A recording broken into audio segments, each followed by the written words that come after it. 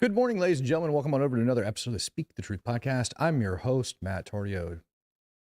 Trump appears to be losing control over a lot of different stuff. And to be perfectly honest with you, I don't blame the Israelis because a ton of them are pretty dang pissed off after Steve Witkoff went on the news last night and made a statement about allowing Iran to continue to enrich uranium. Now, he did put a limit on it. I think it was like 3.6%. I've got the clip here. We're going to play it in a minute. All of that came out like late last evening. I think it was over on Fox News when we talked about it. Additionally, I somehow missed this. I don't know how I missed it. An F-16 being shot down over in eastern Ukraine. This would be the second one that ended up getting shot down. And rumors are starting to circulate that there is about to be some sort of ground action taking place over inside of Yemen. So we're going to talk about all of that crap coming up today and kind of what it's going to mean for the Middle East. We also have some other little nuances that we're going to bring up and talk about, like the possibility of the U.S. moving around some of its, I don't know, nuclear weapons. Maybe, potentially, we'll see how it goes. I don't know. But hey, good morning, everybody. How y'all doing over there? Good to see you. While we're waiting on everybody to roll in, I'm going to go over this. I'm going to go over this here. I'm going to bring this article up because I definitely want to be able to point this out. Oh, no, my face. It's always got to be that way sometimes, where you just got to reset things from the get-go. All right, so good morning from Fort Campbell. Fort Campbell, what's up, bud? You guys should be able to see me now. Good to go. All right, so what are we dealing with? Why am I putting this up on the screen? So a lot of people don't know, F-16 ended up going down over inside of Ukraine the other day, but there's a lot of people that are upset because they think that the U.S. could have been providing additional resources in order to help Ukraine out on this one. Is that necessarily true? Don't know. Originally, it was being speculated that this was some sort of a fratricide, that somehow Ukrainian had ended up doing this. And now people are whining and complaining, saying that the U.S. possibly was holding on to intelligence that we didn't disclose to Ukraine on an S-400 system that this F-16 could have gone into. The way they describe it, how they're using these F-16s up over on the front line. If they're going to do like a long-range strike over into Russia, what they'll do is they'll have that sucker fly low underneath the radar, and then it'll end up climbing in altitude, leveling off, firing its munitions, and peeling away and going back to wherever it belongs. But if it was indeed doing that over there, am I the only one wondering what the shirt had to do with an F-16? I don't understand that whatsoever. I don't get that. But either way, if that is the case, this article, like several others over there, I go over it and I read over a lot of this crap and I'm trying to figure out where they're alleging how it didn't happen. They said what likely could have happened, all right, is that the U.S. might not have done it, all right? The two scenarios is pilot error, a miscalculation during the attack run. So pilot error is one of them. Human error, that's a thing. Or intelligence gap. Ukrainian Air Force was unaware of a nearby S-400, and people are basically trying to say that for some reason, Ukrainian forces were unaware of the S-400 presence, suggesting that the U.S./NATO may have withheld up-to-date ISR data. Or it could just be that we don't know where every single one of their S-400 systems are at, or we think we do and they move them, or they end up putting an extra one online that we were unaware of. All of those other things also happen as well. There's numerous possibilities that could have led into that. And when I look at it and it's starting to turn into like victim mentality over there, it is warfare. We talked about this. Some of those F-16s are going to get lost in combat. You can't prevent it. It's just one of the things that are going to happen. You can't prevent every single soldier's death. It's just not how it works. Kogat over inside of Israel. So number one, when we were about to get into the Iranian nuclear deal, which to me is one of the most frustrating things because I'm looking at it. And I remember telling you guys that Steve Witkoff, I don't think was a good representation that we should have over inside of Oman, like negotiating with Iran. I don't think he gets the full grip and like understanding of what exactly is going on. Streams got stocked Sunday here. Good. I think. I don't know. But look, either way, when we get into this crap, right, when we start talking about this, I do not think, for one tiny little reason at all, that we should have Steve Witkoff over there doing these negotiations. I feel like there should be somebody else that should be taking care of that, and Steve Witkoff just isn't that human being, and I think he kind of proved it today. Personally, I think he proved it last night. I think he proved it today. I'm kind of upset with how it's going. Oh, wow. No, let's go. Yeah, wow, I see that. So I was just reading over some of your guys' comments earlier. Some of you guys had commented that we had some wild ads that were taking place over on here. So I just went in and looked at the settings in the backside. Don't know how it changed, but it had it set to aggressive. So I'm really sorry for that. for the ad. So I definitely turned that way the hell down so you guys aren't getting slammed with ads. Oh, that's going to be annoying as hell. I'm really sorry about that. But some of you guys, I do read your comments. I do listen to you guys. I am paying attention to everything that's going on. So I apologize for all that stuff. If that was going on in the background, my bad. I fixed it. So you've got that taken care of. Don't worry about it anymore. Just wanted to make sure that you guys were all taken care of and everything was good to go there. But let's get back over and start talking about all this crap. Let's get back over. I need to get out of the backside settings. Okay, so let's get back over and start talking about it. We're going to get into this. Israelis are pissed off at Iran, right? And before we start talking about this, I want to bring this up. Kogat ended up calling out another hospital over inside Gaza. Ended up calling out another hospital over inside Gaza, saying that Hamas had taken over operating rooms in the Al-Amal hospital inside of Khan Yunis. They said it's another hospital that's being abused by Hamas. Yesterday, I brought up the fact that you have doctors inside of Gaza, all right, who are absolutely 1000% sympathetic to the cause. And some of them aren't just doctors. Some of them happen to be hospital directors. And so when I see Hamas took over the room, I actually had to answer back to Kogat and was like, hey, are you sure that they just weren't invited in by the hospital director or anybody else that works over there for that matter? Because I kind of starting to feel that way. Dew Central says, I don't think we hit Iran. The campaign would be looming. Don't think the president has the stomach for it. So as we're talking about the president, number one, let's talk about nuclear weapons for a sec. You know what? Wait. You know what? Let's talk about Steve Witkoff. Let's talk about him for a sec. Where's his little random statement that he ended up making? Let's talk about Steve Witkoff because his statement is kind of what's been pissing everybody off. So let's get this one up so that you guys can hear it. You can hear exactly what he said. This is a statement that he made as far as Iran goes yesterday. Message of peace through strength, it resonates throughout the world. This is not a threat on my part now. It is just a simple fact. The president means what he says, which is they cannot have a bomb. The conversation with the Iranians will be much about two critical points. One, enrichment. As you mentioned, they do not need to enrich past 3.67%. In some circumstances, they're at 60%. In other circumstances, 20%. That cannot be. And you do not need to run, as they claim, a civil nuclear program where you're enriching past 3.67%. So this is going to be much about verification on the enrichment program and then ultimately verification on weaponization. That includes... Okay, so let's think about this logically. Verification on the enrichment program. Israel said that the U.S. would go in and verify it, right? I don't think we can rely on that. Well, we can rely on the IAEA, excuse me. They've actually done a really good job. And what we've discovered through the IAEA is they're already out of compliance of the NPT. That's what they don't say that. All of that crap goes up to the UN for them to sit there and discuss over how it goes. But the IAEA already said that they're out of compliance of the NPT. That's what they said. And Iran made threats last year, if you guys remember, things to the effect of we have something new or whatever, all this other BS. What is it at 0%? No, they have hundreds of pounds of 60% enriched uranium. And 2 weeks ago, in front of the U.S. government, we had, like over at the Senate, we had a defense official that said they are 2 weeks, 7 to 14 days out from making a nuclear weapon. Like I know I played this.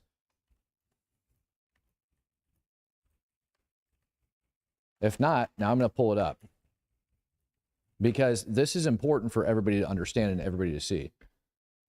It really is. This happened in front of the Senate. I remember I played this like 2 weeks ago. I did. Now, Tulsi Gabbard was standing up there and she tried saying, no, that's not a thing. But we did have a defense official standing up over in front of the Senate. And now it's just getting spammed by all this crap. Wow.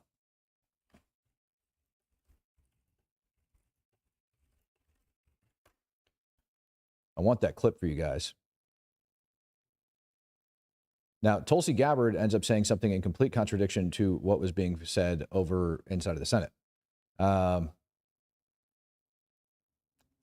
And again, where did that official go?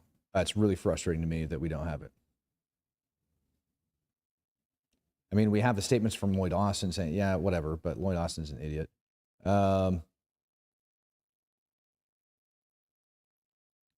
Where the hell did he go? It was somebody from the DOD. I can't believe I lost it. But look, yeah, he went over there and he said, listen, straight up, they have hundreds of pounds of enriched uranium beyond 60%. There's no need for them to have that freaking uranium. And that they were between 7 to 14 days out by their assessment of having a nuclear weapon. Then we ended up having Tulsi Gabbard go in there. Tulsi Gabbard ends up giving a completely different contradiction to what that gentleman said. She said she does not believe that Iran is developing a nuclear weapon. So we have the director of national intelligence that's coming out and saying it's not a thing. Here you go. Intelligence community for years, really. So there's nothing new in what was released today and what the director of national intelligence disclosed to the Senate Intelligence Committee. But the absence of evidence of a nuclear weapons program in Iran is not necessarily the evidence of absence. And the Islamic Republic for many years has undertaken dual-use experiments that would shorten the timeline that it would need to acquire a nuclear weapon should the decision be made. And so those activities have continued. There have been public reports in major news outlets in the United States about intelligence assessments that the United States says show the Iranian regime pursuing pathways potentially to a crude nuclear device. And so those aspects of Iran's nuclear program should be watched very carefully. So what does this mean then, Jason, for the Trump administration's efforts to push Iran into some sort of nuclear talks? Iran still holds this stance. Okay, great. So we already know this crap, right? Like Iran is probably developing it. IAEA threw out, and I told you guys this, 2 different sites that were undisclosed where they found evidence that Iran was enriching uranium. They found the trace elements of it above ground. However, they measured those dang particles, and they were all just south of Tehran, the 2 different sites in this other location. Now, there's probably other ones, you know, scattered about Iran, but just because we don't have evidence that they are making it doesn't mean that they're not, you know, making a damn nuclear weapon. One of the things that I ended up coming across today, and this is why I think the United States is taking some of these things a little bit more serious. Intel Frog does a pretty good job geolocating and coming up with some really interesting things up over on X. Verify the information. Go over, check it out for yourself. You guys are more than welcome to, but I want to talk you through what this gentleman ended up discovering as he goes through, right? He ends up basically discovering that we are moving weapons, okay, live munitions from an Air Force base over New Mexico, moving them over to a Air Force base, or I'm sorry, a freaking base over in the EU. And we're sitting there wondering, why is it that this cargo is getting loaded out? Because it went over to the Kleinbrogel Air Base in Belgium, right? It ended up flying out on a freaking, like, it ended up flying out, having like a refueling tanker and everything else. The base that ended up picking up, okay, Klein Air Force Base, or Klein Air Base, is home to the 701st Munitions Support Squadron, whose primary mission is handling the B-61 nuclear weapons. Now, if you didn't know, B-61 nuclear weapons, and we're transferring them and moving them over there. Now, the stockpile of B-61 nuclear weapons over inside of Europe, all right, already exists. I think the U.S. has around 100 B-61 nuclear weapons over there. They're freaking bombs, right? They're nukes, are B-61s. Now, we have different variances of the B-61s. I went over and I read on a bunch of the different ones, but I found something extremely interesting today. And here's what I discovered. And I ended up putting this out. If you guys want the information, you're more than willing to go over. You guys can grab it on my profile up over on X. That's where I keep all of this information, so you guys can grab it and you can go over there and you can get all of it. Here's why it matters. In 2025, all right, so back in 2011, and this is a picture actually of it happening. In 2011, we developed and put into service the B-61-11. Now, that is a nuclear bunker buster. This sucker right here is the photograph, or a photograph of it actually getting tested out. And I want to say it was like Nevada or New Mexico, right? Whatever. They're dropping the freaking munition, testing it. They also did 2 tests up in Alaska, and they determined that it can penetrate ice, like ice over soil. And it went down, I want to say it was like multiple meters into the ground. It wasn't very far. It's like under 10 meters. I think it was like 2 to 6, somewhere in there. It was crap. And I remember looking at that and being like, why does that matter? Like, if it's only 2 to 6, it's not that big of a deal, right? Like, you want a bunker buster bomb 2 to 6 meters, that ain't shit, right? That's not going very far at all. It's not really doing me any freaking pleasure when you're talking about a bunker buster as it goes down. But what I discovered is a 400 kiloton nuclear warhead, 400 kiloton nuclear warhead, just by penetrating those few meters into the ground, not much, just those few meters into the ground, actually gives the ground effect, all right, as if there was a 10 megaton nuclear warhead that had gone off. So I want you to think about that. By just burying it a few meters into the ground and setting off this nuclear weapon, it ends up being like a 10 megaton, equivalent of a air burst or ground burst freaking munition. It like shakes the ground to that extent. So that's really interesting. But the U.S. isn't really developing any brand new nuclear weapons. But what we are doing is we're using some of the ways that we go about it and taking some old weapons and kind of repurposing them, right?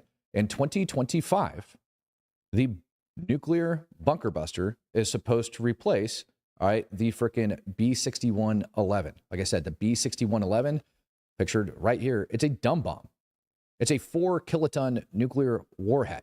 It's a dumb bomb that buries itself a couple feet in the ground, turns into a 10 megaton like ground effect thing in order to shake and freaking basically collapse whatever the hell tunnels or whatever is like hiding underground, right? Well, what they did was they made it a variable weight nuclear warhead now, or I'm trying to remember exactly what they call it. It was a variable yield nuclear bunker buster. And so the variable yield, it goes from 0.3 kilotons, 1.5 kilotons, 10 kilotons, and 50 kilotons. Because of the amount that just burying it a little bit in the ground and it sets it off, right? So buried in the ground a little bit and ends up setting it off. And it exponentially multiplies like the effects on the ground in order to knock these things down. And so in 2025, though, we were on track. And the last reports I saw about it came out in 2022. In 2025, we were scheduled to have the B-6112 in our arsenal.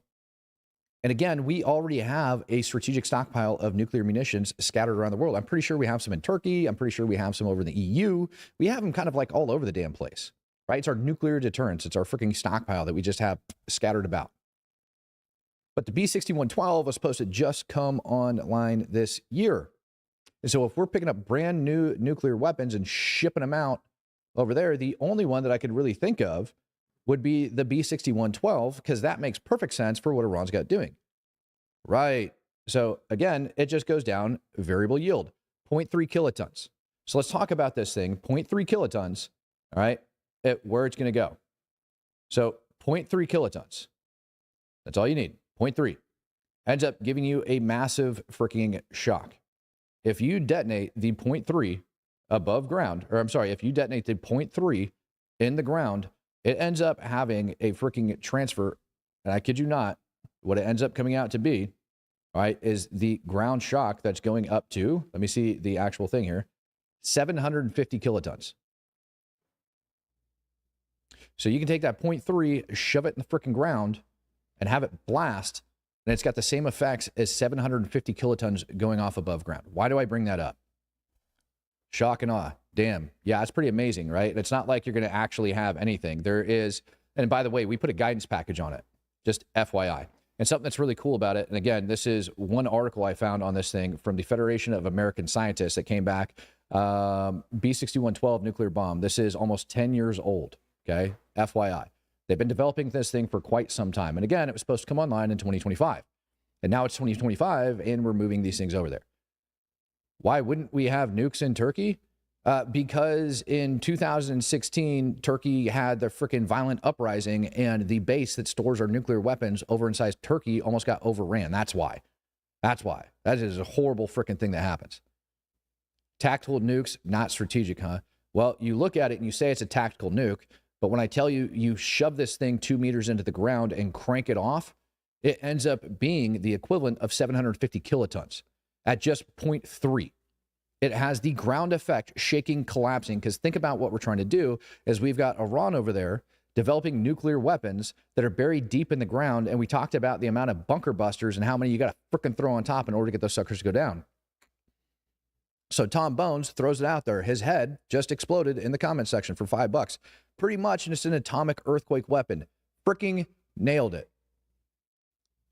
For those of you that don't know, normally when you set off an atomic bomb or even the mother of all bombs and all of this other shit, dude, even mortar rounds, even like mortar rounds, you have proximity fuses that you can have that like detonate overhead because it gives you much more effect on the target. You have a broader spread as it goes down and out. Picture it, surface detonation, right? You get surface detonation is there and it goes off. But here you blow it up and it's going to be able to go out. So there is a certain elevation in which you want that sucker to go off. Well, what they're doing is burying it in the ground.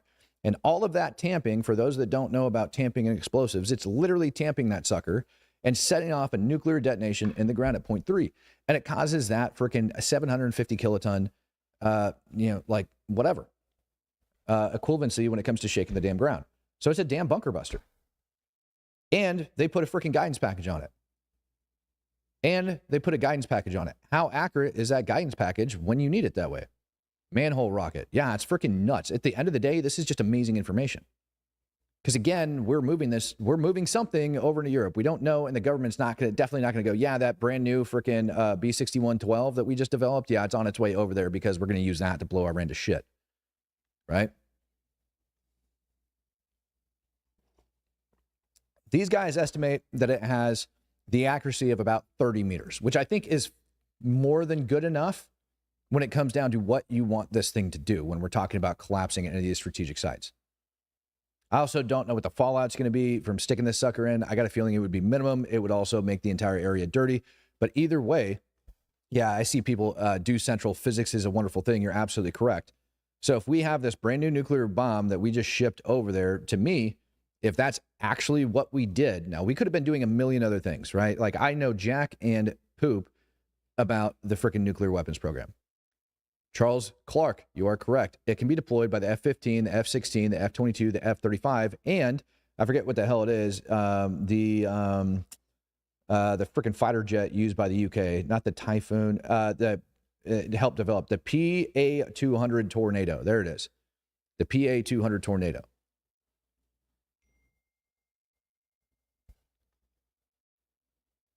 Daedalus Creation says, if it goes in 200 meters, it looks like an underground test. Whatever was underground becomes a hollow sphere that collapses. Correct. That's not the intent of this particular weapon, though. It's not made to be buried that deep. And this article actually goes over it with all of the different testing and everything else, right? It doesn't go that deep. The only thing that they actually talked about penetration was like the ice test up over in Alaska on the original Mod 11. And it ended up going in a couple meters, like through like hardened ice ground, right? Like permafrost frozen ground. So that's pretty freaking cool. Bro, crush alert. I don't even know who you're talking about, bro. But this is freaking rad. So if we're moving this thing over there, it's got that ability.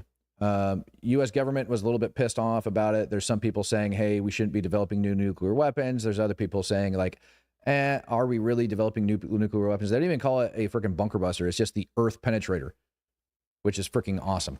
So if we're moving these things over in the area, then I think for some reason that we're taking it very seriously. So you ask, who is it that has the drop authority on such a munition? It is the sole authority of the President of the United States of America or the Commander-in-Chief of the Armed Forces, whichever way you want to talk about it. So what's amazing is somebody told me that this would take some convincing to the American population that Iran is developing nuclear weapons or that Iran is a freaking threat in order for us to drop this thing on there. That's what people are trying to think. Well, you have to understand there is no convincing that needs to happen if he wants to actually use a sucker. He could quite literally just drop this thing on Iran and start knocking all that shit down. And when we start talking about all the strategic assets that have been moved over to the Middle East, it kind of makes sense. Why not put this sucker in there as well, just in case? Did somebody literally say free Palestine? Yeah, it's about to be freed, my friend. Don't you worry about that. It's getting freed really quick. Now, over in Yemen, right, we still have more airstrikes. They're taking place.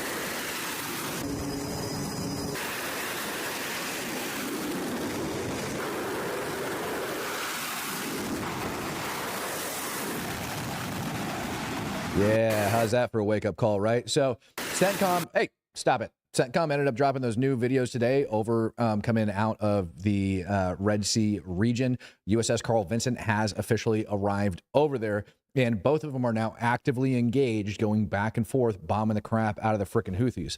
And it would be kind of cool to know whether or not like these aircraft carriers work kind of like machine guns do, where they talk like da-da-da-da, da-da-da-da, da-da-da, you know what I mean? Like going back and forth. Kind of really want to know if that's something that they end up doing. But something else to note about is it looks like the rumor is that there is going to be some sort of a ground assault taking place over against the Houthis. Rumors are flying around on social media. I haven't seen any official freaking reports of this crap that are actually coming out saying, yeah, this is going down, or satellite imagery or anything that's going to be confirming it. I just haven't seen it. But let's talk about what that would look like and where they're going. Incog Faraday coming in, gifting out 5 Speak the Truth memberships. Greatly appreciate you, brother. So what I'm going to do right now is I'm going to open up the map. I'm going to take you guys over to the Middle East, and we are going to be discussing what potentially that is going to look like. Because what they are saying, again, you now have 2 aircraft carriers over in this region that are bombing the living hell out of the Houthis. And again, when people are saying that Trump isn't being tough on Iran, I think they maybe don't understand that this is also being tough on Iran, because the Houthis quite literally are Iran's way of projecting themselves. And I also need to take you over and show you what the supreme leader of Iran ended up stating today, because I think it's very interesting. Because guess what he mentioned? The same crap that I talked to you guys about with opening up the Red Sea, how it affects the trade going over to Russia and all that other crap. Guess what Iran is complaining about now? You guys are going to see it here in a minute. So, allegedly, the official Yemeni government, along with some U.S. contractors, all right, are stacking up over on the eastern side, all right, on the eastern side, and they're going to be working their way all the way down over to the coast, all the way over the Red Sea. They're going to be pushing down, taking over some ports and everything else. The idea is, allegedly, that they have 80,000 fighters, okay? So over here inside of Yemen, you've got Ansar Allah, or the Houthis, that are controlling about 1/3 of the country. They also control about 80% of the population of that country. So 1/3 of the country.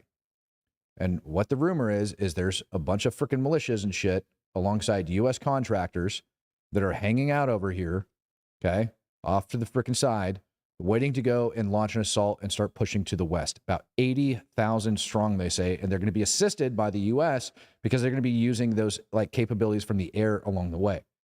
Now, if that's the case, it's going to be really interesting to watch and unfold. But again, I haven't seen any like official, this is absolutely what's going to happen on it, but we will get that here in just a little bit. Snow says, I want to know, will Iran retaliate on U.S. and how? For doing what? Bombing the shit out of the Houthis and taking them out? Iran's trying to say that they aren't doing anything with them anyways. Iran's saying, no, we're not doing that. They're like categorically denying a lot of freaking crap from over there. So if Iran's going to be denying that they are working with Ansar Allah, what do they have to retaliate against? Serious question. Anybody? I don't think they have anything that they can be retaliating against. So that's currently what's taking place over there. Now, when we start talking about, oh, well, before we even do that, now I got to throw out this new information as well. Allegedly, Russia is looking at moving strategic long-range bombers into Indonesia. All of this is being reported as of February of 25, all right, that Russia approached their counterparts over there and was talking about staging those different strategic assets over inside Indonesia. All right. So if you're wondering where that's at and what that looks like, that's where they want to do it.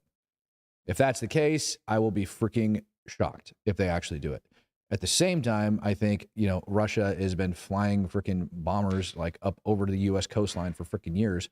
It still doesn't look good. It's posturing. And if you think about what's over there and why they're posturing and they're putting those suckers over there, who's China been messing with, right? All right, so now I want you guys to observe this. I want to go over it and I want to show you guys this stuff, all right? No way did I miss it. How did I miss this? Give me one sec here, because I want to get his freaking crap up on the screen as well. There he is. Kamini. This is what he came out to. First, he starts off with the actions taken in the initial steps of Oman were good. And from here in, there must be persuaded carefully. This must be pursued carefully. The red lines are clear. They are clear for the other side, and they're clear for us too. Everybody know who this is. This is the supreme leader of Iran. This is the nut job that controls the IRGC. This is exactly what he said. He ended up putting it out first thing this morning, our time. Okay? That's what he ends up saying. And normally he's really, really quiet when you have different things that are going on with him. But he's been very vocal this morning. And I like looking at him and seeing what the hell he has to say. It amazes me he only has 1.3 million followers, but it also doesn't surprise me. All right? So let's go down and take a look at some of the things that he's been going over. Yeah, whatever. 31 minutes ago, I cannot recall ever having seen such deliberate actions, specifically targeting innocent people, children, ill patients, journalists, hospitals, and ambulances. Why is he saying that? Because Kogat came out this morning and said that those pieces of crap are freaking embedding themselves in hospitals again, and now he's going to throw that crack out there. The criminal gang dominating Palestine has truly exceeded all bounds of villainy. Trade relations. There it is. This is the one I wanted you to see. Trade relations must be expanded with priority given to neighboring countries. Facilitate economic relations with countries that are in economic hubs in Asia. So he wants to facilitate economic relations with countries that are economic hubs in Asia. Countries such as Russia, China, and India. Imagine that. He also throws out other things on sanctions. It is possible to neutralize sanctions. If we effectively use our domestic capabilities, we can make the country invulnerable to sanctions. So if sanctions are imposed, the country can completely get itself out of the difficulty. One of the best ways to thwart the effects of sanctions is to remove the obstacles preventing domestic investment. What do you think one of those obstacles would be? Do you think one of those obstacles might be us? The actions taken in the initial steps of the talks on one were good. We already went over that one. This guy has just been going off so much, it's not even funny. The Oman talks is a movement that's been decided upon and well executed in its initial steps. Of course, we distrust the other side very much, but we're optimistic about our own capabilities. Now, we bring all of this up to propose the same dang question that I asked you weeks ago. Who is it that would verify Iran's nuclear program? The IAEA doesn't enforce crap. The UN clearly doesn't either. And they violated a million different times. And so are we seeing right now stalling tactics from the US government? Because Israelis are flipping pissed. Very, very pissed. They're calling him out. They're saying that he's being weak on Iran. And then you also have Ukrainians that are saying he's being weak on Russia, or basically sucking Putin's frickin' schlong. So why isn't these things happening? Why aren't they happening? Why aren't we moving? It could be stalling tactics to keep Iran there, giving them a glimmer of hope, when in the reality, we're going to go drop a frickin' bomb on them. I don't know. But what I do know is that Trump needs to have some serious actions coming out sometime soon. Like that Red Sea, those shipping lanes better get open pretty freaking quick. Start relieving some pressure on the EU. After those suckers are opened up, Iran, this thing better be closed off pretty damn quick. And Putin, he needs to make a damn decision on. I don't see any scenario, none, where Putin is somehow going to negotiate when it comes down to Ukraine and Crimea. When you start looking at Eastern Ukraine, the Donbass, what is he going to give up? I don't see it happening anywhere. With that, ladies and gentlemen, I want to jump over to the Discord and I want to start taking some of your guys' questions on all this stuff. I also want to know what it is you think. All right. So if you are a true supporter, you guys are good to go over to the Discord right now. I'm up over there waiting on y'all. Come in there. Let me see you guys. All right. I just opened up this space. If you are a brand new true supporter today, if you signed up, if you haven't got in there yet, we do have one of the best Discords on the frickin' planet. All of you guys are absolutely amazing human beings. I am going to go drop a brand new Discord link, all right, for everybody, because I got to do it every week. I'm just now starting to get my stuff together.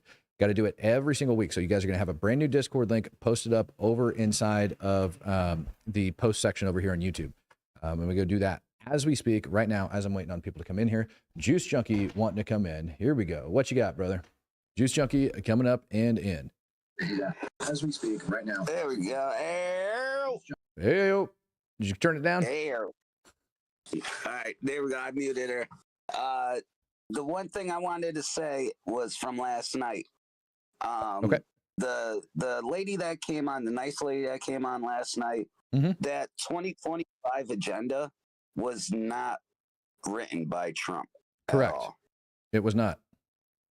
All right. But what she's saying is that, I think what she's saying, though, is that I don't think that was her point. I think her point that she was trying to say was she basically is starting to go along with the 2025 agenda. Like, it's speaking to a lot of people after seeing everything that's going on in the world. Yeah, I forgot the dude's name that wrote it. I forget. But I think he worked with Trump or something like that. Yeah.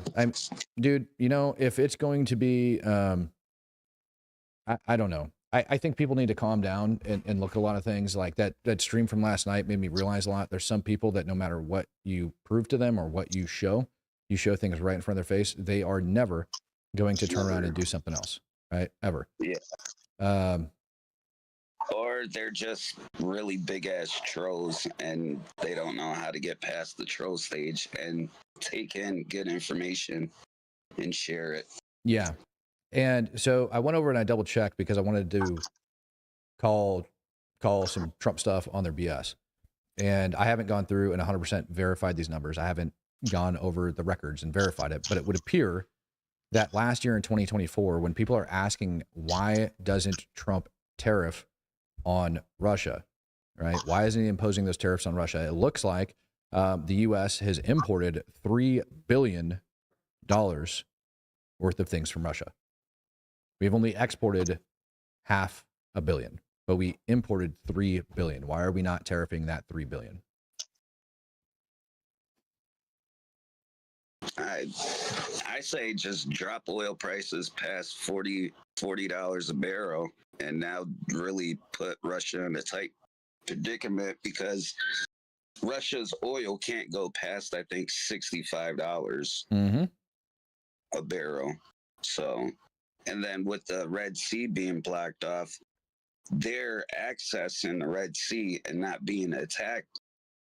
But we can't send our oil tanks through without not being attacked. So right. And then you see, like I said, you see what's his name, Khamenei, right, the supreme leader over inside of Iran, saying we need to start facilitating free trade amongst Asia and Russia, right, and China and all of these other countries, because that's where they're going to get the most bang for their buck. yeah, I say the free trades be throughout the whole world. We should work with each other on like, hey, I need this metal, you need that metal, I have this, let's work together. And yeah, I mean, it seems pretty simple at the end of the day. It's knuckleheads running the country. Right. Oh, Run the world. here we go. BB's coming in the house. BB. What's going on, Matt? What's going on, Junkie? Hello, hello. How are you today, What are sir? your thoughts on the... I'm doing all right, mate. I'm doing all right. What are your thoughts on the attacks on the prisons in France? You know, that's really interesting. So you tagged me in that earlier and I ended up doing something on it, and I didn't even bother going over it. So my thoughts on it is it looks like gang-related shit. And the statements from their government kind of look that way. So let me go ahead and open that up so people can see what I'm talking about.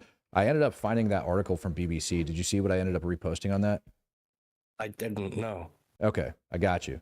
So, yeah, I saw what Visegrad put out, which it is true that that prison situation did in fact happen.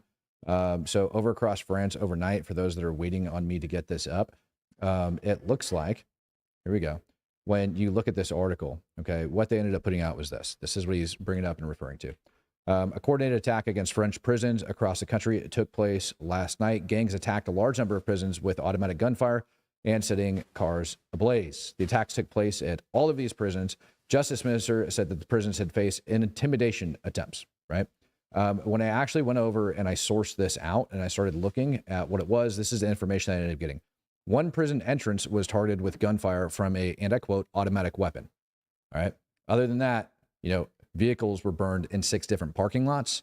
And so looking at that and knowing it's news, knowing that there's going to be a translation coming out of there and automatic fire, I think I've heard automatic weapons way too many times for me not to even question whether or not it was semi-automatic fire, and not actually having any casualties or anything like that have been declared at the end. To me, it sounds like somebody drove by, popped off a bunch of rounds at the entrance to a prison after they set some cars ablaze.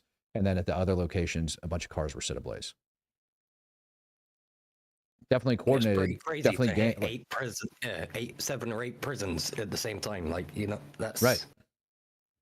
Yeah, but I mean, it's unheard of one attack. You know what I mean, on a prison, but a coordinated attack across the country. Yeah, I mean, cities. gangs, they exist, Like, man. It's a thing. And if it's on the prison system, I mean, think about it. If it's on the prison system, I would only assume it's gang-related activity. So I don't look at that as anything like motive, right? Like, what would be a motive for attacking a prison like that? It's either that or they piss the population off. Where are these prisons located? So the prisons that are over there, one was in Toulon, one was in Ocde province, Marseille, Valence, Nimes, Lunis, Villepinte. I don't even know how to pronounce all these things, man. Nanterre. So pretty much in the Middle East. No, all No, of these are over in France. France. France. Holy. Yeah, they're French prisons. I wonder if it has to do with the terrorists that are coming over. Yeah, I mean, okay, so good thought, but again, why the prisons? Like, what benefit would, I don't know, even ISIS have for attacking a prison like that and lighting cars on fire? I Like mean, that holding up doesn't, some of their people, yeah. So and they want knowing, those people out. okay, so knowing what Maybe. you know about Islamic terror and the way that often comes out, is that something that you think fits the modus operandi of terrorists or terrorism when it comes down to like the Islamic terror message that you're kind of thinking of? Yeah, I guess not, because they would try to enter the prison and go get them Right. at the end of the day. Suicide yourself on the way in there. I'd expect something to Yeah. explode at some point. I'd expect a hell of a lot more gunfire at least. One gun doesn't really like do it for me. It just sounds like people that didn't really have access to anything else, and they have the propensity for violence. They just didn't have the ability to project it. Right? They're lighting a bunch of cars on fire, but only one gun is shooting up a particular gate. So I look at it as domestic terrorism and not like international foreign terrorism, if that makes sense. Yeah. Right. So kind of like Antifa, that reminds me of something like I'd expect out of an Antifa movement or like I don't know, pick one. Yeah, no, that's true. That's true. Yep. Antifa, Black Lives Matter, when all that shit was going on, they're out there burning cars and Right. And so causing chaos in like 6 different cities at once. right. And when you actually look at the picture in the scene, like, yeah, you could take that article and you could type it up to make it sound like that shit's going to be like, it's going to be wild what they were doing overnight. And then you look at the scene from the parking lot. We got what, 2, 3 cars on fire, right? Look at all the other ones in the parking lot that are untouched. So they set just a couple vehicles on fire per parking lot. It's like you didn't even have the freaking, like if I was doing this crap, I would want everything to be ablaze. You know what I mean? But there's just a couple of them. So I look at this and I say low-level domestic terrorism, bunch of idiots. Yeah, it's something trying to get towards the government, trying to make a statement. Oh, correct. Yeah. At least from what I can tell, what I see out of it. Yeah, I don't think twice about it. What, BB, how do you feel about that answer? No, it was just like, as I said, it's one thing to hear about one prison or 2 prisons that are close being attacked at the same time. Trying to get someone out while they're right moving them to and fro, or whatever the case is, right? Like, I call that still a prison attack while they're moving in between. Like, it doesn't necessarily have to take place at the prison. It could be with the vehicles, etc. But I've never heard of this many, a handful or so more, being attacked at the same time, regardless of what it is, whether it's arson or gunfire or just a car ramming or whatever it is. It's pretty unheard of. It's pretty shocking to hear. This style attack is actually what I'm worried about here in the United States when it comes to terrorism, things like that, like where you end up having multiple attacks taking place across multiple locations. But my worry is the active shooter scenario. That's it. 4 to 5 man cells moving about different nearby urban areas, launched around the same period of time. There's not going to be enough cops to go around, but the key is to do them in succession, one after the other, after the other, after the other, after the other. Because if they all pop off, then they're going to know. But if they don't, and you have one go off, then you're going to have law enforcement move into that area, right? And then they're all get stuck in there. And then you're going to have another one go off. They're going to get stuck in that place. And then you do it again and again, right? And by the time you get to the last one, that should be a place that has like the most freaking people in it, and you just slaughter the hell out of them. That's what I'm worried about. No, you're right. Yeah. I think it's one of those. You've got to look at it from the perspective as like Donald Trump's doing your country a justice. Kicking all these people out because you're not having these issues like we are in Europe. Yeah. Well, we'll see how it goes, man. How do you guys feel about the policy so far, what's going on over the Middle East? Like, Witkoff saying that we're going to allow them to enrich uranium up to, what the hell was it? Freaking point something, 3.6 or some garbage like that. How do you guys feel about that? Why do they need any percentage? Nuclear weapons programs? Or I'm sorry, not nuclear weapons, but nuclear... uranium, yeah. Yeah. Why do they need it in the first place? I would say that it's bullshit and that Trump is just trying to stop a war from actually happening. So they're going to let them probably stay with the nuclear power plants for electricity and stuff like that. But they're going to have like those survey people from the UN or the nuclear place there. Yeah. And then they'll have to be monitored for like every 3 months or something crazy. Well, my question is why don't we just make our lives a hell of a lot easier and say, no, you don't get shit. And if we want you to have nuclear weapons, if we want you to have some sort of a nuclear deal, like if you want nukes, what we'll end up doing, right, is we will, or no, I'm sorry, not nukes, but if you need uranium for freaking fuel rods or something like that, that they're all going to get supplied from a specific freaking company and we're going to supply them for you. Right? Like why, like this is the 21st century. Why the hell do they have to do it on their own? If they can't be trusted with enriching, so we tell them they're not allowed to enrich uranium. And if they need it for energy sector, we will give it to them for the energy sector, right? And we verify what goes in and what comes out, and then it's all being used appropriately. Eventually, I'm sure they will find a way to skirt that system, but it is a decent start. I think. I say it is a decent start. Let's see who got in here. Nate, what's up, bud? Hey, what's going on? Can you hear me? Yes, sir. Okay. Yeah. So remember when we saw that earthquake and we were kind of discussing, moving Correct. forward, what would kind of indicate like was that a test or was that not a test? And one of the things that we said would indicate that it was probably a test would be that you'd see the U.S. kind of Back down, withdrawing some of their rhetoric, right? Correct. So it kind of makes me nervous, but like you said, it could just be that they're stalling, making everything look copacetic, and then they slam one of these fucking liquefaction bombs down on the ground and smash a bunch of facilities later. That very well could be what's going on. We just don't know, and we shouldn't know, right? Because if we don't know, that means neither do the Iranians, and that's a good thing. Right. But yeah, it's troubling. Like, when you say peace through strength, sooner or later, someone will put you in the position where you have to decide weak or strong. Right. And when it's time to be strong, you don't pussyfoot around with it. You just fucking hammer people and you smash them into the fucking ground. And that's what the strength part is. And then that sends a message to everybody else. It's like, hey, when these guys draw a red line, they draw a line in the sand and you cross it, they're going to pound your fucking head off the pavement. Sorry for my language. I mean, that's a pretty valid point, man. So number one, I asked people in the chat, should Iran be allowed to enrich any uranium? We do have a pretty strong Israeli following over on the channel, but either way, 90% of the people in the chat said no. So 90% of the true supporters said no. Kind of makes sense. Well, and here's the thing that, like, I remember I was doing a little research on like thorium reactors, just like out of curiosity, like kind of looking at their viability and all that stuff.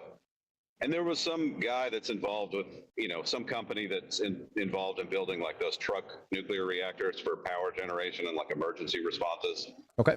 And what he said is the availability of the world is awash in nuclear fuel, right, for electrical generation purposes. Mm-hmm. The problem is just the regulations involved in like shipping it, transporting it, and it's just too expensive to legally comply with all of the regulations. That's where the majority of the expense is. But what that tells you is that the world is awash in it, which means Iran does not need to have goddamn weapons grade centrifuges. No. Just to provide electricity. They could just ask for it and somebody would probably give it to them just to prevent them from getting a nuclear weapon. The problem is they're intentionally building centrifuges that are under meters and meters of reinforced concrete, not because they want to, turn the lights on for Abdul. It's because they want to build a bomb to kill people in Israel or Europe or somewhere else. I would agree with that. I would agree. Like we should have like I'd be perfectly content with giving Iran nuclear fuel that was specifically could only be used for electrical generation. Like if they said, look, or med purposes or medical purposes. Yeah, we want to be able to provide reliable electricity. We want to be able to treat cancer. We want to be able to do all this stuff. Great, here you go. But the second you start spinning this shit to centrifuge and building weapons-grade nuclear material, we're going to kill everybody. Right? Yep. Well, not everybody, but you know what I mean? Everybody involved in that process. Here's the problem. They're already doing it, and they've been warned time and time again. So at what point do you say enough is enough? Like, how many times do you let your freaking kid steal from the cookie jar before you spank them? Yeah, exactly. Right. We're past due for smashing these guys. And I think the Israelis would agree with that comment. Now, are we planning to do that behind closed doors? Hopefully, right? Like, I hope so too. And it's not that I hope that we get into a conflict. That's not the case. But the potential consequences of a conventional conflict are significantly less than the potential consequences of a nuclear conflict. So deal with it conventionally while you have the opportunity. So I think that's the smartest, safest way to do it. Yeah. Well, what do you think the odds are? What do you think the odds are that the U.S. or NATO chose not to share intel with Ukraine on aerial defense assets that resulted in the loss of an F-16 earlier this week? I don't think that's, like you said, people just want to, they want to find a reason that it's not their fault, right, which I get. I think the people you see complaining about that are people who don't really kind of know what they're talking about. I mean, these air defense systems are pretty mobile. And then what happens is you get, like you said, those F-16s, they'll come in at low altitude, they'll pop up. You have smaller air defense systems with the radars turned on, and that S-400 probably didn't have its radar turned on, which means you can't find it unless you visually see it. And they can move, right? So it may have posted up in a new spot that morning while those F-16s are en route. Some smaller air defense system spots the F-16s, but doesn't have enough clarity to target it. It alerts the S-400 system. It pops its radar on momentarily, eats out a few S-400 interceptors, and then they get one. I mean, hell, we lost F-16s in Iraq to shitty, much older, less sophisticated systems than the S-400. Right. And so it's not like it's outside the realm of possibility that, it's just shit luck. I mean, sooner or later, if you're poking around the hornet's nest, you're going to get stung eventually. It's just how it works. You can't beat everything all the time. It just doesn't work that way. And you gotta remember the F-16's a 40-year-old. I mean, it's as old as I am, and I'm tired. So right, it's not exactly new tech. There's other people alleging that it could have been a freaking blue on blue incident that got dismissed. It's just can we just admit that sometimes bad shit happens in war, and stop trying to pass the buck? It's like the Occam's You gotta razor look at thing. it this way. Sometimes the bad guys get lucky too. Right. Yeah, I like to say Occam's razor. The simplest explanation is probably the correct one, and in this case, you have an entire nation with a pretty sophisticated air defense system, and you're flying around in its envelope. Sooner or later, it's gonna happen. I like to say you throw a dart enough times, you're bound to hit a bullseye. You're over there slinging rounds forever. You're gonna hit something. So I don't look at that situation and say, oh my God, the U.S. is responsible for not sharing this crap, but everybody wants to go off and do it. What do you feel about Trump's statements last night about who started the war and all of the stuff that's coming out on it? I mean, look, Trump. Oh, go ahead. I didn't know who you were asking. So. Anyone. Oh, okay. Yeah. I mean, I think that, Trump sometimes has this stream of consciousness things where he just kind of rambles on. Yep. That's a Trump thing. I don't necessarily like it all the time. Sometimes he says things that are, that come across the wrong way to certain people. But I think ultimately, when he made a hard statement of who's responsible for this, it's Putin. He knows that. Saying that Putin's the guilty party, but, other people could have done a better job of preparing for it. And he's not incorrect to say that if the Ukrainians could have done certain things to be more prepared. And if you look back at Zelensky's statement prior to the war in 2022, he was saying I think it's saber rattling. I don't think, I don't think anything's going to come of this. The Russians have built up forces in Belarus and on our border before. And some of that may have been just trying to keep his people calm, which is natural. You don't want people panicking.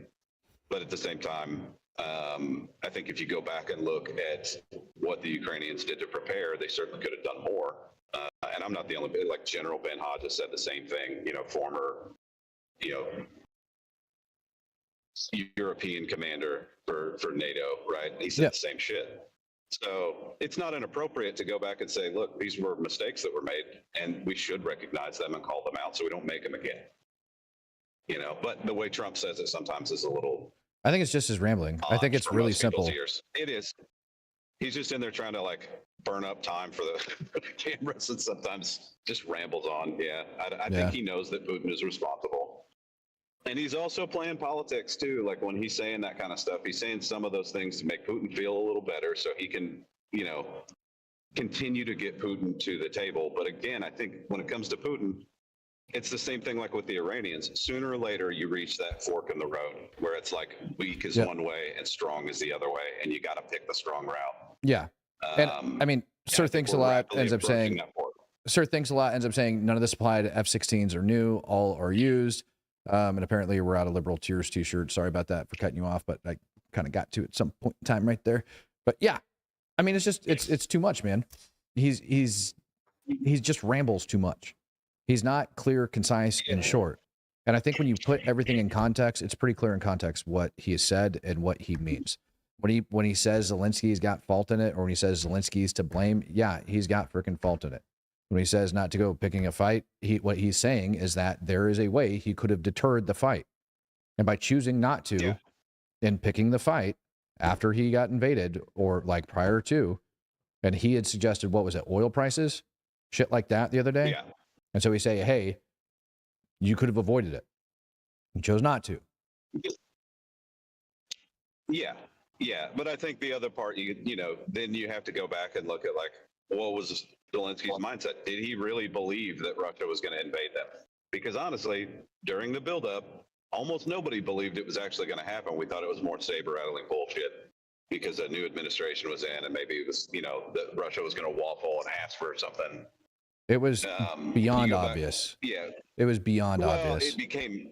Yeah, that was so obvious that Russia was going to invade. I mean, if you look from World War II to present last Ukraine war, Russia has been in over 30, I think it was 40 something wars with different countries since World War II.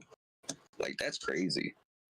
Yeah, Sir Thinks a Lot says, I think he's pushing the blame off on Biden and Zelensky because he can't resolve it on day one or within his first 100 days, basically as promised. And 2022 was unavoidable. I don't know about that. Saying that it's unavoidable. I mean, it was nothing's unavoidable.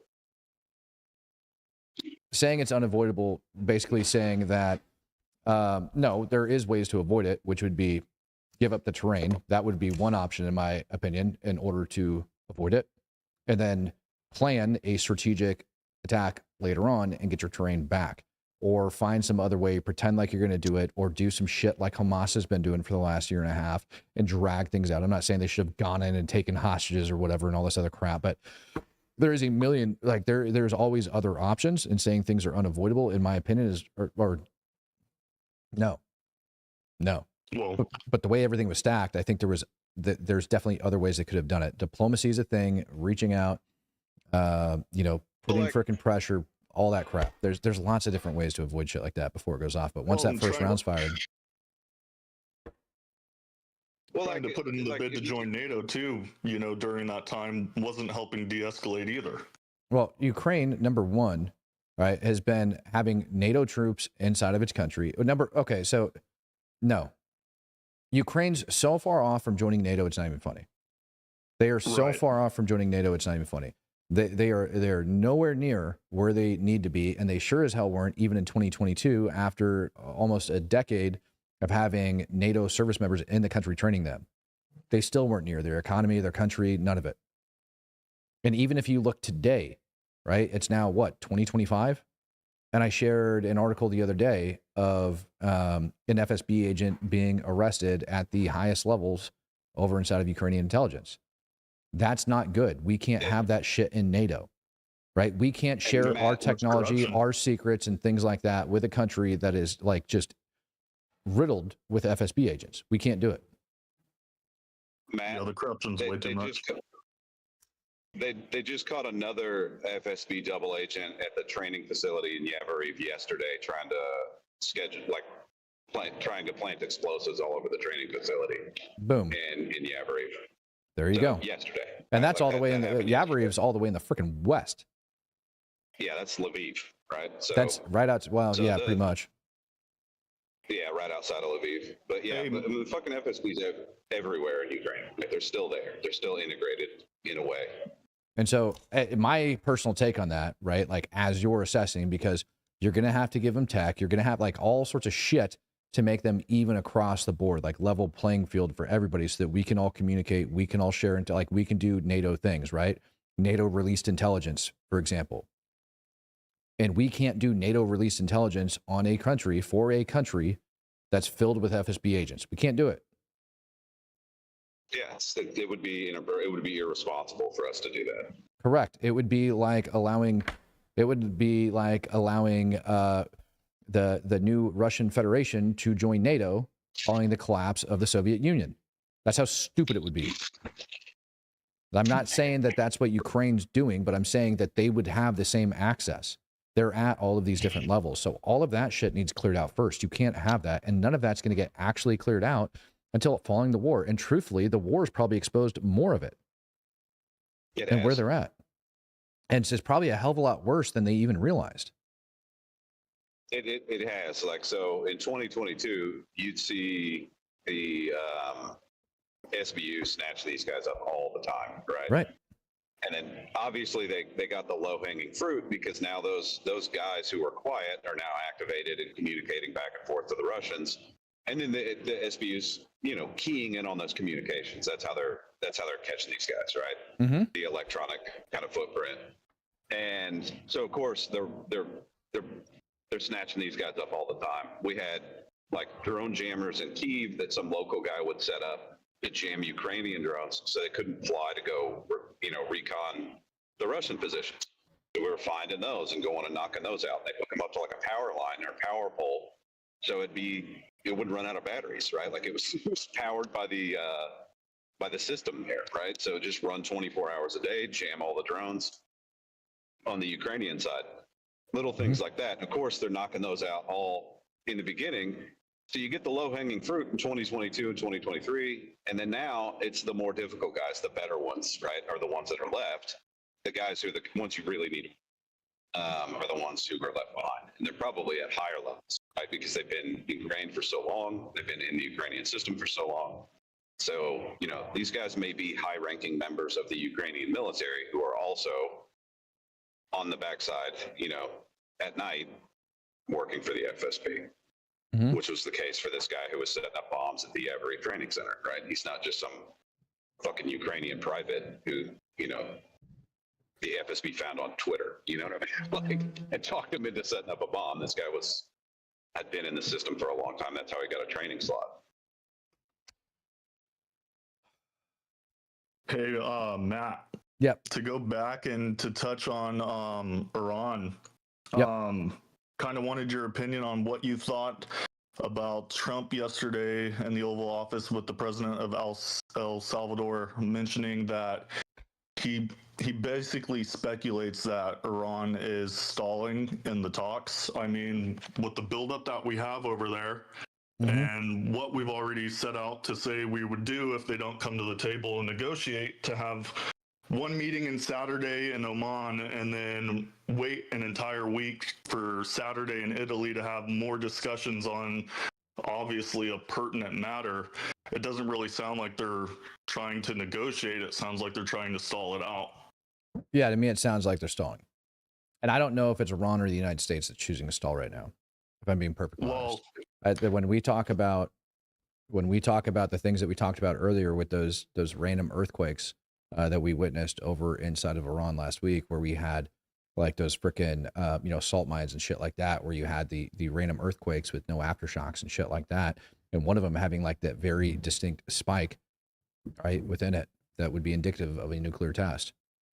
And all of a sudden, the U.S. is willing to go back, and like I had showed this morning, right, we are moving some assets from a base in the United States that houses our nuclear weapons.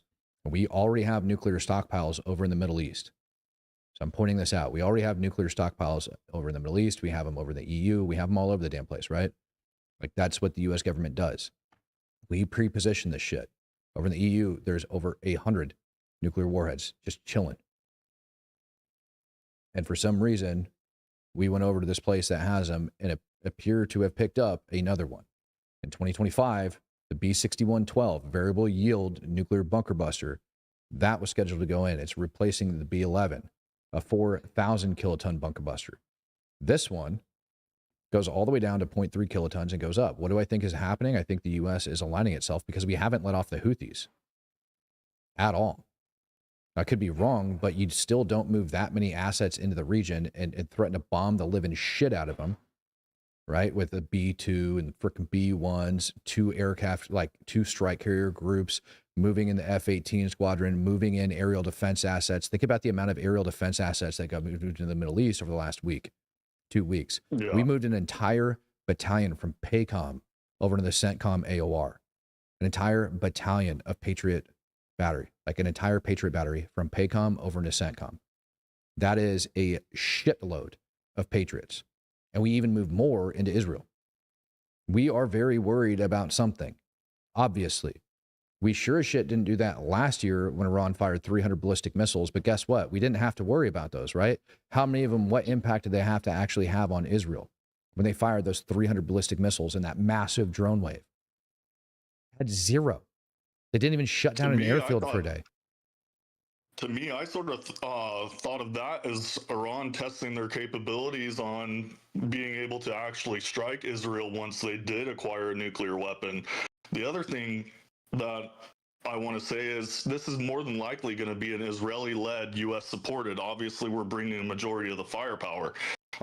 But when is Israel just gonna say it's time to go and force us to shit or get off the pot? Intel driven. It's going to be intel driven. At the moment Israel feels that they have the intelligence in order to do so, they will. So intel driven. And I don't think they've kind of got to that point yet.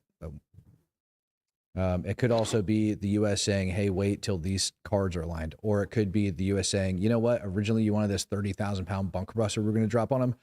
Just got the word, this really cool tactical nuke that I stick in the freaking ground and detonate should collapse pretty much everything in like a X mile square, whatever the hell it is. It's going to be better on target. It could be something that simple. Well, and now, now it's like we don't want to look like we're dealing in bad faith. We started negotiations. How would it look if we have a negotiation on Saturday and then the next talks are Saturday and we strike in between the middle? So they kind of have our hand there as well. I don't think so. No, because intelligence changes over time.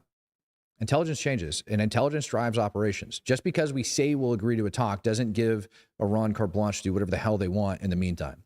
So if they start moving some of those assets that we're worried about, or we notice something like that's happening, launching.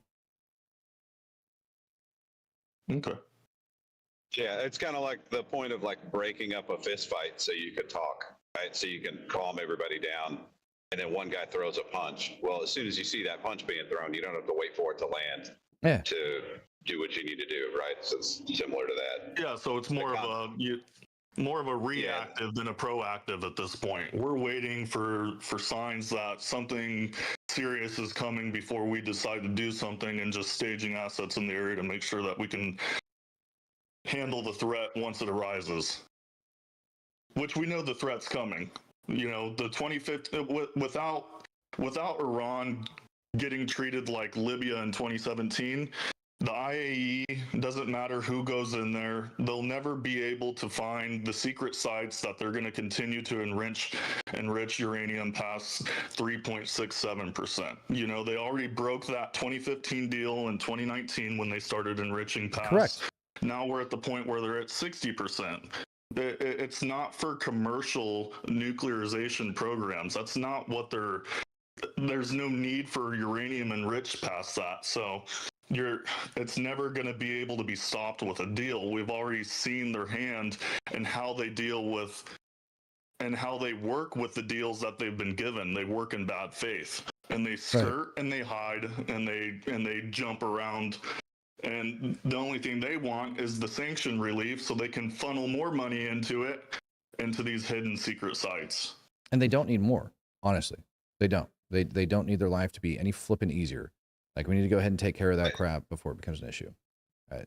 And Matt, here's something that's kind of an interesting kind of complication to what could arise out of us, intervening in the Iranian situation. It's like, you got two things. Number one, you can go in there and smash those facilities, but let's say they have, several hundred pounds of weapons grade nuclear material currently.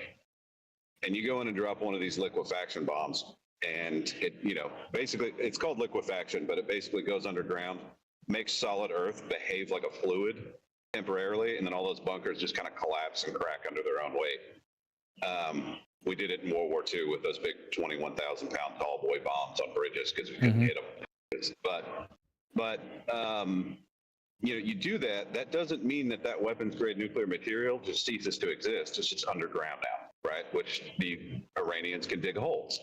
So whoever comes back after them can go dig a hole and get that shit, and then just start it over again, right? And then the other part with it being the Middle East is, if you destroy the current regime and you eliminate their ability, like, who takes their place, right? So who then are you now dealing with after that? And that's something that we kind of screwed up during the, Iraq and Afghanistan invasions. It's like, how do we deal with this? We didn't think it out properly. So, like, I'm critical of like being overcautious, but I'm not critical of being thoughtful about all of those like extra issues. The ability to go in there and smash stuff, we definitely have that. The ability to deal with what happens afterwards is a little bit more complicated. And I think that's where, the US and the West in general has not done the greatest job over the past 20 or 30 years. And before we turn over Iran with several hundred pounds of nuclear grade material somewhere underground to an IS type fucking organization running the country, we need to make sure that that's not going to happen after we go in there and break everything. Yeah. Again, that's why. Yeah. Again, that's why we've moved so much stuff over the Middle East. And do we have the ability to deal with it? Sure. But you don't move that shit, that amount of stuff in the Middle East. Like, we knew Iran was going to respond to Israel after they ended up schwacking the frickin', consulate building, over in Damascus last year. We knew they were going to retaliate for that. And it took them a long time. Right? We knew all of these things were going to happen. And you didn't see the United States moving this many assets over there. Like, we moved a buttload of Patriots over there for a reason. We moved a buttload of freaking hardware over there for a reason. A lot of freaking assets and a lot of bombers. And all that shit is there for a very good reason. It all has a key purpose. Not to mention whatever freaking subs we got floating around and the A-10s and everything else. Like, we're not playing. And so that tells me what we're prepping for from Iran. We had an entire Patriot battalion moved over there. Entire Patriot battalion moved over there. Not to mention whatever assets were already there. Right? So what are we concerned of that's going to go fly out of there? And now the U.S. is kind of calming down. I think it's very possible that we know. Fuck that. We know Iran's got a nuclear weapon. Let's just throw it out there. If we knew Iran had a nuclear weapon, what would our stance look like? Similar to what it is now. Right. We'd be moving all kinds of stuff over there. Correct. Absolutely. Yeah, no, all right, guys. I'm gonna have to go. Appreciate all of you. Thank you guys very much.